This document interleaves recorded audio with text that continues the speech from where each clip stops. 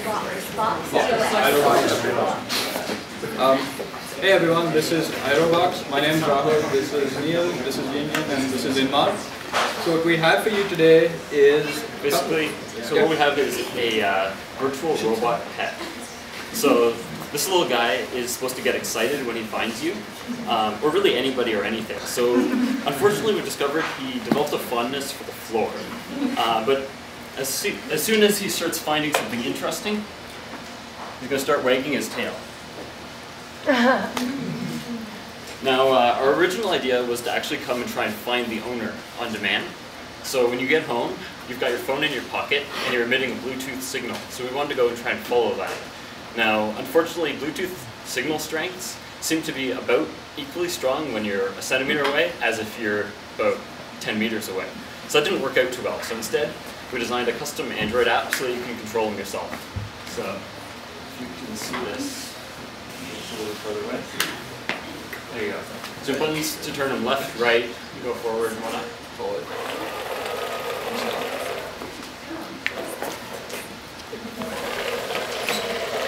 So why don't you come over here?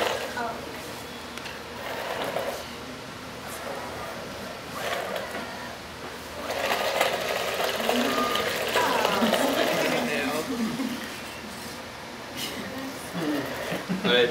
So there's also one more part of the robot that we actually didn't get to integrate in, but it actually does work.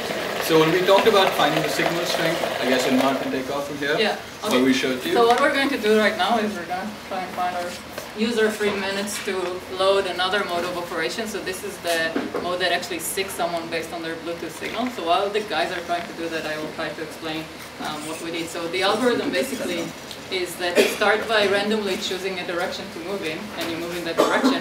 And then if your signal becomes a little bit higher than before, then you increase the probability of choosing that direction again. So you basically maintain a vector of probabilities for 8 different directions, and you keep moving around, and eventually it converges onto a specific direction and keeps moving in that direction. And so in order to prototype this behavior before we had the Bluetooth signal, which actually wasn't a good enough signal, we basically had a simulation mode where every time it picks direction 2, which is with respect to the robot, it would be, I think, this direction. Yeah. We just fictitiously increase the signal. So hopefully what we'll see right now is that in a minute or so, so what it's doing right now is picking a direction, moving in that direction, and then deciding on a different direction and so on. So hopefully if this works alright, it should at some point convert and start moving really in just one direction all the time. So let's see if this works. How much time do we have for that? 12 minutes. Okay.